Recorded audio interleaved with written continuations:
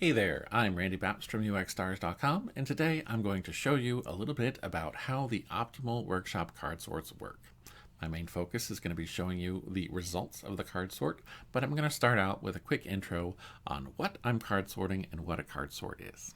All right, so my website here, UXstars.com, is meant to bring order and understanding to all the different social media posts out there, like, oh, hey, you gotta subscribe to these YouTube channels about UX. Oh, by the way, here's the best, tutorials on how to clean up your portfolio. Oh, you need to listen to these podcasts and all those things. So you can't get much more unorganized than social media goes, right? You randomly will get different posts in your feed and they'll come and go.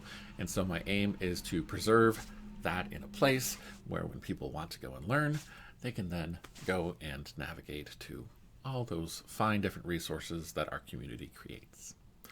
When I say our community, I mean the UX community at large. All right. So, Optimal Workshop is one of the more popular tools out there to help with things like card sorts. They have a variety of different tools.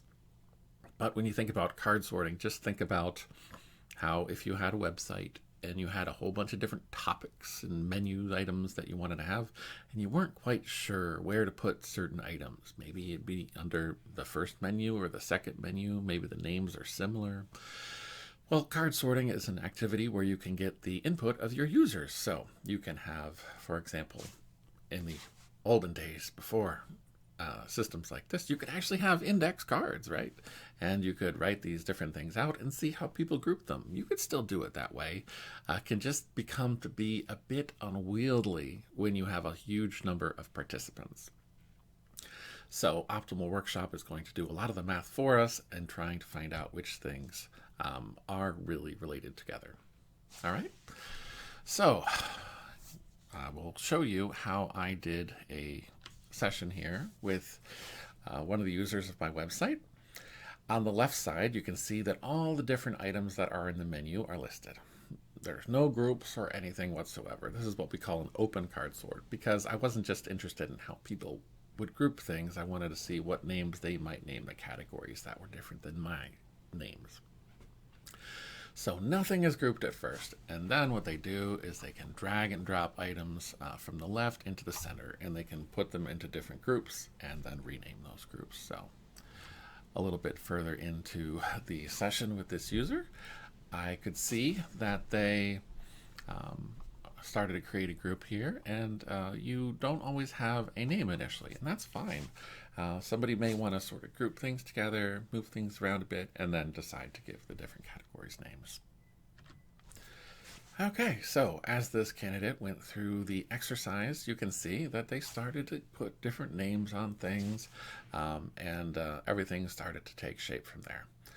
Now, I wanted to do at least one candidate with the card sort, watching them live on Zoom and also talking through some things with them on their thought processes. And you can pick up some things that way, but I wanted to get a larger sample size. So most of these were, folks got the link from myself, and unfacilitated card sorts, right? So they got the link from me, and then they went to do this activity on their own. Okay, so without further ado, I'm going to take you into Optimal Workshop so we can see what the results are of this kind of activity. Alrighty, minimizing the PowerPoint presentation, bringing up the website. Okay, so you can see that my study is listed here on the Optimal Workshop website. Okay. So here are my different participants. Now, some folks get further into the study than others. Some folks will abandon a card sort part of the way through. And you can still use information from some of those folks. Now, this person, they only sorted like 11% of the cards, and then they didn't name any categories. So I'm like, yeah, we're not going to use that. I could even go ahead and delete it here. But other folks might have grouped everything together and they just didn't get to the stage where maybe they named some of the categories. And I'm like, that's still a lot of valuable information, even if they either ran out of time or just couldn't figure out what the overall categories would be named, that's still useful to know those relationships, all right? So I can say, hey, maybe something was abandoned, but I go and I can include it in the results anyway. Now, one other oddity about this whole thing, which is kind of convenient, is that the participants don't need to have an optimal workshop account or anything, so they're all unique, right? And so I think what might happen sometimes is maybe somebody clicked on my link right away and they're like, oh my gosh, Randy wants me to categorize like 25 items. I'll get back to this. And then maybe they came back, but maybe they got counted as a abandoning participant. It's okay. And so that might explain some of that. So we do see just a little bit of information about our users here, not too much. Now, the actual cards page, right? Now, I can go through here and say, oh, hey, what are all the different categories that somebody put blogs into? And my gosh, some of this is surprising, how many different ways. You will see certain things like learning and learn, like, those things where it's just very similar, but somebody did put them into a different name. So you can go and scroll down through this page. This page wasn't my favorite as far as making some quick sense of things, but it is able to get down to that granular level if you want to take a look at it.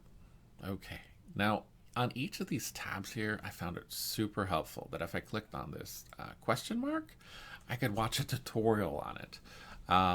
Explaining how this particular page was supposed to work. So if you're going to use Optimal Workshop, definitely don't miss that you can click on the question mark and they'll give you a point explanation of the page that you're looking at. So going along here to the categories, you will see all the different categories that folks have named things. Now, when I looked at this, I thought it was a little bit odd because I'm like, oh, the category of career and the category of career. What?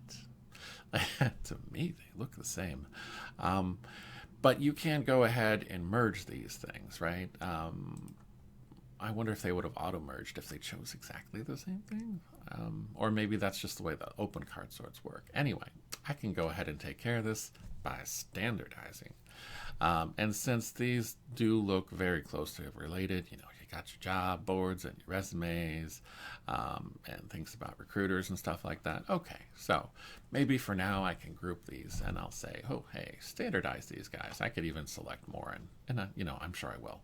But for the purposes of this, I'm going to say, oh, I want my standardized category name to be, I don't know, shocker, career. Yeah, okay. Now you can see that these two things were combined, and I'll go through this, and there might be other things, career and advice, right? And I'll combine some other things as I go through it, but that is the categories tab here, the standardization grid. I found this page to be something I need to learn a little bit more about. I think it has to go back to the categories and how they are standardized. I think that this will be more meaningful after I go and merge more of the categories. Remember, you can also watch a video having to do with each of these different tabs. So as you need to know it, you can learn about that.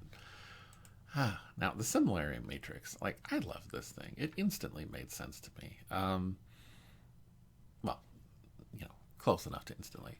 When you hover over these different things, oh gosh darn tooltips. Sometimes they feel like coming up, sometimes they don't. But when they do, they're very informational. So for example, going down here, guess what? Somebody like teachers and mentors. A lot of people group them together. And so that makes me think, well, when you have a high grouping like that, maybe these should be in the same group on my website. Right now, I've got UX mentors and gurus, separated. But maybe they belong in some kind of umbrella group, and that's something I can look through. Other times, you'll find out, oh yeah, these things are barely ever recruited together, in which case, the tooltip popping up is actually extremely useful. If you just saw this by itself, it might be a little harder to interpret it because it's going to be like this one relates to this and then this one relates to this. But when you hover and get that tooltip, it'll just flat out tell you, hey, this is the relationship that we are trying to explain with this number. So very helpful, and this will help me go ahead and, regroup my website and decide what's going to go into each group. Dendrograms. I feel like this is something I should have learned more about, like in statistics class or something. But it's another way of looking at the data here. Now, look, this one has a slider. And as I go, it's kind of like a tree that branches out, right? So if you started over here, you're like, oh, hey, 3 trees, and then they're going into different branches. And so if you really wanted to get carried away and have a ton of different categories on your website, you might be over here. But you could say, lock it at this point and then say, oh, this is sort of showing what these things are in a higher level group. So especially if I was going to have one of those, multi-level menus or something like that, I might think, that's one way to do it. But this might show me if I want to group things into the categories that they're expressing here. Now, I thought that this was really interesting. I only had 28 people actually go all the way through it. And then down below, they have another dendrogram. And, this is, I don't know what the difference is, but hey, if it's called the best merge method, it's really tempting to use that instead, right? The best merge method versus the actual agreement method. Yeah, I find it a little confusing that there's 2 different dendrograms to pick from there. But this one says it's the best, so it's just tempting to go with that, right? Yeah, so again, I have the slider here, and it's interesting. One of the observations I have is this goes to a single tree trunk, right? Which would be kind of pointless for my website to just have one mother category. So we're not going to go that far with it. But I will look at something like maybe, here might be a sweet spot of saying, oh, hey, well, we're going to have communities, social media, and then maybe up here we'll have stuff on education and maybe career developments in with that. I'll have to, use my judgment as I go through this and say, hey, do I want to bury stuff too deep, and which things do I want on the surface of the website? But this does show me how folks are thinking. All right, so going on to the PCA, also known as the participant-centric analysis. Yeah, this is another one that I don't quite know if it'll be very useful for what I'm doing. So, I'm probably going to skip over this one here. I think this might be more relevant if I had a much larger group of participants. I think I'm better off looking at some of the other tools for what I'm trying to achieve here. The 3D cluster analysis. Now, I don't know why it really has to be 3D. I like the ability that I see I have this slider here, and I can say, ooh, if I'd like my website grouped into 4, I can do that. But if I'm like, you know what, let's try to say 8 groups, and it'll take care of that too and show me what that looks like. I don't know what it really buys me that it's a 3D representation and I can make it spin around like it's a solar system. But I do like that it does group it, and I can, of course, go and zooming in is helpful, because then I can see, which things are showing to be very closely related into a group. So this will be helpful. I don't know that I need it in 3D. Maybe there are cases where it's really helpful to have like a 3D image. I would be just fine with like a circle or something like that showing which things are in the circle. But this is a tab I will definitely be using. All right, now look, they added some kind of new notes feature here. I think that you can have users add notes about the cards as they're going along, in case they wanted to say why they did something. I believe that that's what it's for. You see, this is interesting. Here they don't have the little helper icon to show what this new tool is for. All right. So now maybe you don't subscribe to Optimal Workshop all the time. And so you're going to say, oh, hey, but like, what if I only subscribe for a month? Am I going to lose everything? Well, it does look like in a day or so, I lose my access to the full results here. But I've downloaded things, I've taken pictures, and so I preserved some of that outside because I think after this weekend I only can see the first 10 results. It'll still be interesting to see what Optimal Workshop can do, but it's going to really diminish how useful it is for me once my subscription closes. But anyway, you can do a variety of different downloads. Let's see here. If I save, is that gonna? No. Yeah. Oh, downloads. If I click downloads, see what to name it, save or downloads. But I'm sure they use the heck out of their own tool and trying to set up their website with all the different menu items. But anyway, for downloads, I can go ahead and download all these different things to CSV files and text files and things like that. There are also other pages in here where you can do other forms of downloads that you shouldn't miss. So, for example, the dendrograms, right? That's you can download this as a SVG or a PNG as you're going along. But after your subscription is gone, you won't be able to go and drag and drop and explore it that way. Anyway, yeah, for a handful of card sorters, I could totally see using other techniques. But if I was going to go over, like, I don't know, 10 or 15 folks, a tool like this could really save a lot of time and give you more sureness that you were coming to the right conclusions without having to whip out Excel and do all kind of statistics through another means. I hope this helped show you what this tool is capable of if you ever need to do a card sort to make sure that navigation on your website works out.